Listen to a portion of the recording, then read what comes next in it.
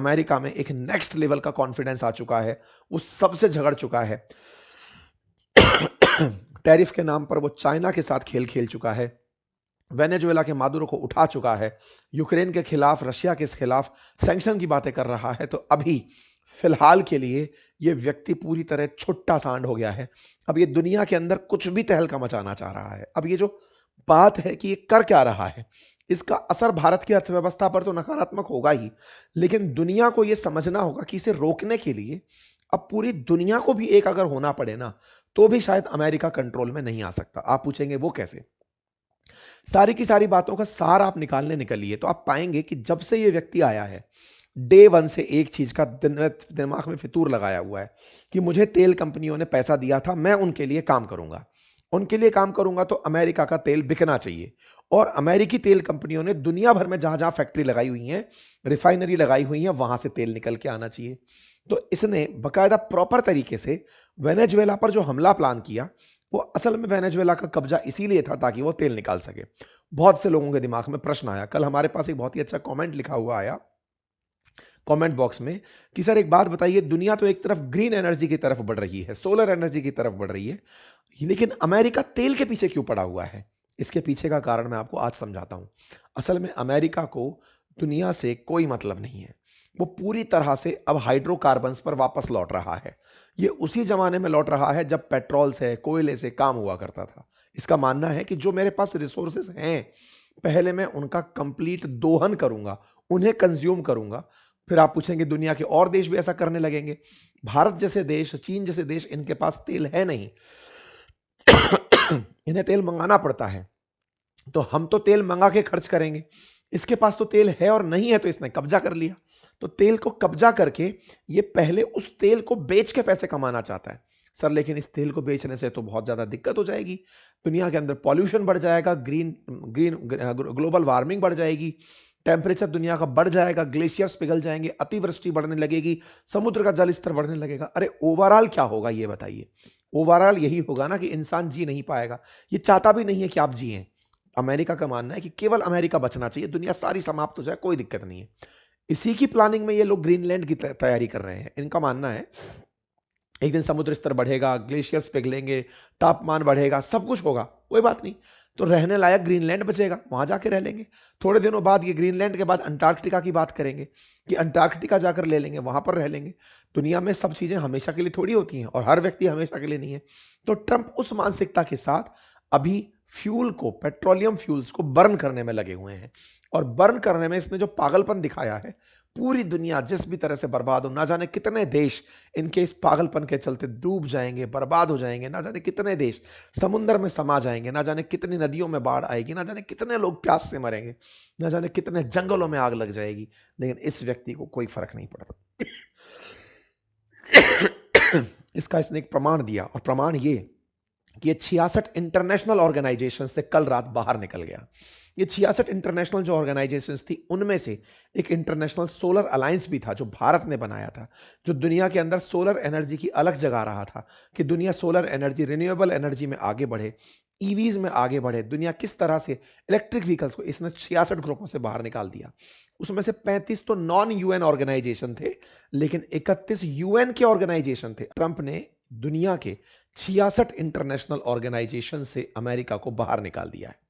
66 international organisation जिससे बाहर निकाला गया है, उनमें हमारा इंटरनेशनल सोलर अलायंस भी शामिल है, जिससे बाहर निकलकर ट्रंप ने यह बता दिया कि वो ग्रीन एनर्जी नहीं चाहता। वो नहीं चाहता कि सोलर एनर्जी पर काम हो, वो नहीं चाहता कि पर्यावरण संरक्षण हो, वो नहीं चाहता कि दुनिया ये समझे कि आने वाला समय ईवी का है। अगर ट्रंप है तो आने वाला समय तेल का है, और तेल से अगर दुनिया बर्बाद भी होती है तो अमेरिकियों के लिए उसने ग्रीनलैंड ढूंढ लिया है।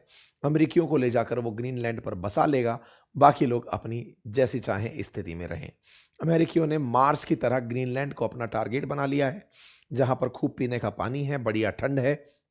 दुनिया ग्लोबल वार्मिंग से अगर बर्बाद भी होती है तो पैसे वाले अमेरिकी ग्रीनलैंड जाकर शिफ्ट हो जाएंगे, बाकी गरीबों के लिए अमेरिका चिंता नहीं करेगा।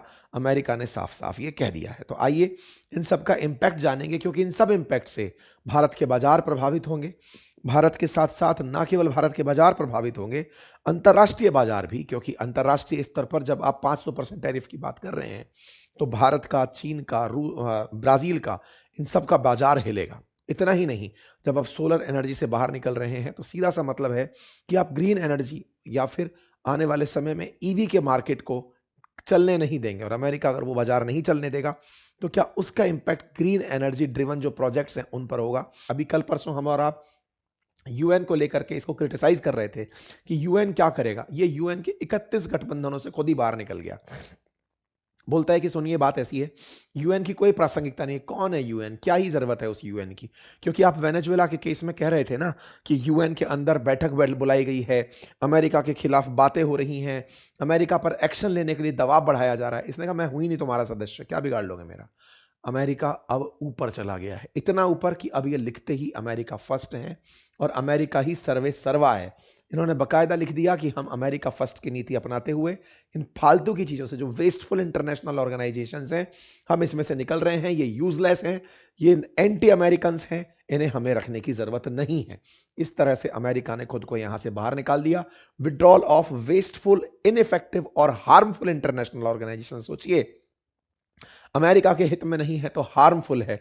ये वही अमेरिका है जो कभी लोकतंत्र की बातें किया करता था, ये वही अमेरिका है जो पर्यावरण की बातें करता था, मानवाधिकार की बातें करता था। अमेरिका ने ट्रंप के नेतृत्व में खुद को वहां से पूरी तरह बाहर निकाल लिया है। इन 66 ऑर्गेनाइजेशन में 17 केवल क्लाइमेट, एनवायरमेंट और एनर्जी से जुड़े हैं।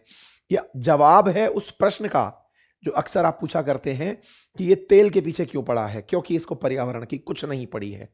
उसके बाद 12 है इकोनॉमिक डेवलपमेंट से रिलेटेड एग्रीमेंट्स, उनसे बाहर निकला है।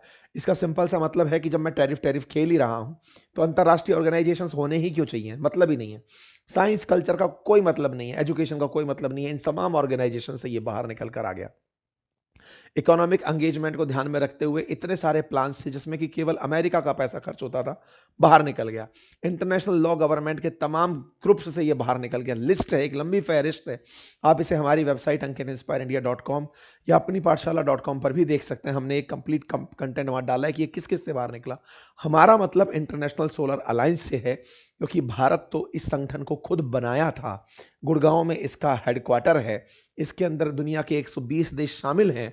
हम चाहते हैं कि वर्ल्ड के लोग इंटरनेशनल सोलर के लिए काम करें, हम चाहते हैं कि रिन्यूएबल एनर्जी के लिए काम करें, नेट एमिशन जीरो के लिए काम करें, ग्रीन उत्सर्जन को रोकें, मतलब कार्बन उत्सर्जन को रोकें, ग्रीन एनर्जी पर काम करें। उद्देश्य से भारत ने आईएसए बनाया था, लेकिन अमेरिका इससे बाहर निकलता है और अमेरिकी लोग पागल हो जाते हैं, खुश हो जाते हैं कि वाओ अमेरिका फर्स्ट हो गया है।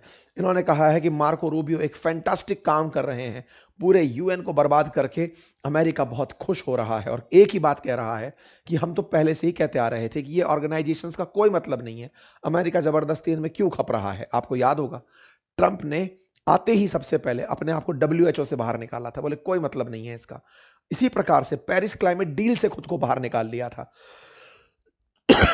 ये वही ट्रंप हैं जो 2020 में भी खुद को पेरिस क्लाइमेट डील से बाहर निकाल लिए थे, जिसके अंतर्गत ये टारगेट रखा गया था कि कार्बन उत्सर्जन कम करना है। बोले हमको करना ही नहीं है, हम खूब करेंगे, यूनाइटेड स्टेट ऑफिशियली। लेकिन जब बाइडेन आए तो बाइडेन ने आकर के फिर से पेरिस क्लाइमेट डील ज्वाइन की थी। ट्रंप फिर से आए, खुद को फिर से पेरिस क्लाइमेट डील से बाहर निकाल दिया कि नहीं, मुझको पर्यावरण परिवर्तन से कोई मतलब नहीं है। पेरिस क्लाइमेट डील जो कि दुनिया के तापमान को, जो कि 2 डिग्री सेंटीग्रेड बढ़ जाएगा, उससे रोकने का प्रयास कर रही है, जो चाहती है कि टेम्परेचर मात्र 1.5 डिग्री सेंटीग्रेड ही बढ़े। ये कहता है कि पर्यावरण की चिंता मुझे करने की जरूरत नहीं है, वो लोग करें जो गरीब हैं, जो डेवलपिंग हैं। अमेरिका को जरूरत नहीं है, अमेरिका बढ़िया सक्सेसफुल देश है, अमेरिका बढ़िया से आगे चल रहा है। हम तेल निकालेंगे, तेल निकाल करके दुनिया में प्रदूषण फैलाएंगे, प्रदूषण फैला के अगर खुद पर भी मुसीबत आएगी तो हम जाकर के या तो चांद पर बस जाएंगे, या मार्स पर बस जाएंगे, या ग्रीनलैंड पर बस जाएंगे, या आर्कटिक में बस जाएंगे। हम अपने आप को बचा ले जाएंगे। दुनिया वालों, तुम तुम्हारी देखो। अमेरिका ने कुल मिलाकर के दुनिया को यह संदेश दे दिया है। बार बार ट्रंप ने अपने उद्देश्य में यही बताया कि ड्रिल बेबी ड्रिल, हम तो ज्यादा से ज्यादा तेल निकालेंगे, और तेल निकालने के पक्ष में मात्र 44% अमेरिकी हैं, फिर भी हम तेल निकालेंगे। क्यों? क्योंकि ट्रंप को फाइनेंस करने वाले लोग, अमेरिकी जितने भी लोग फाइनेंसर्स हैं, वो बड़ी तेल की कंपनियां हैं। और ऐसे में क्रॉनिक कैपिटलिज्म की क्या हाइट हो सकती है वो दुनिया ने देख ली। अब बड़ा सवाल बनता है कि सर एक बात बताइए, क्या कोई कुछ कर सकता है इसका? मतलब कि क्या इंडिया रोक देगा अपना तेल खरीदना वहां से? क्या ये दुनिया वाले लोग अमेरिका पर आधारित हो जाएंगे? देखिए, अमेरिका को लोगों ने पनपने दिया है। 200 साल से अमेरिका चल रहा है। सेकेंड वर्ल्ड वॉर के बाद से लेकर अब तक लगभग 80 साल से अमेरिका ने अपना सिक्का जमाया है। अभी इसकी अति होना बाकी है। ये अपनी जिस अति पर चलते हुए फिलहाल वेनेजुएला पर कब्जा कर गया है, दुनिया भर के ऐसे देशों पर ये बहुत से एक्शन अभी लेगा जो कि आप कल्पना नहीं कर सकते। ऐसे में क्या भारत के लिए नुकसानदायक है? जैसा मैंने आपसे कहा कि भारत को अब इसकी बात मानते हुए रूस से तेल लेना रोकना ही पड़ेगा और कोई अल्टरनेटिव नहीं है, क्योंकि अभी जिस मूड में ये है इसका डर खत्म हो गया है। साथियों, अक्सर ये कहा जाता है कि जिसका एक बार शर्म खत्म हो जाए, जिसकी हया खत्म हो जाए, जिसके अंदर डर खत्म हो जाए, वो सबसे विध्वंसकारी बन जाता है। इलाज उसका समय करता है, उसकी सृष्टि उसका इलाज करती है, प्रकृति उसका इलाज करती है। लेकिन ट्रंप जिस मोड में अभी चल रहा है, अभी उसका इलाज शायद कोई भी करने का इंतजार भी नहीं कर रहा है। लेकिन ये स्टैटिक्स फिर से आपको याद दिलाने का है कि मेरे प्यारे साथियों, मेरे इस YouTube चैनल पर 44% लिसनर्स ने सब्सक्राइब नहीं किया हुआ है, जो कि फ्रैक्शन ऑफ सेकंड का कार्य है। सब्सक्राइब का ऑप्शन है, उसे क्लिक कर दीजिए, चैनल को सब्सक्राइब कर लीजिए, सो दैट हमें आपकी वजह से आपका समर्थन मिले। इसका कोई चार्ज नहीं लगता है। संभवतः आप इस काम को करके इस सेशन को भी अपनी तरफ से इज्जत बख्शेंगे। बाकी जिन्होंने सब्सक्राइब किया हुआ है वो वीडियो को लाइक तो कर ही दीजिए। इतने सारे लोग इस समय तत्कालीन रूप से लाइव हैं। फिलहाल के लिए इतना ही। अपना ख्याल रखें, बड़ों का सम्मान करें, छोटों को प्यार दें, अपना व्यक्तित्व इस प्रकार से विकसित करें कि महिलाएं आपके साथ सुरक्षित और सम्मानित महसूस करें। धन्यवाद।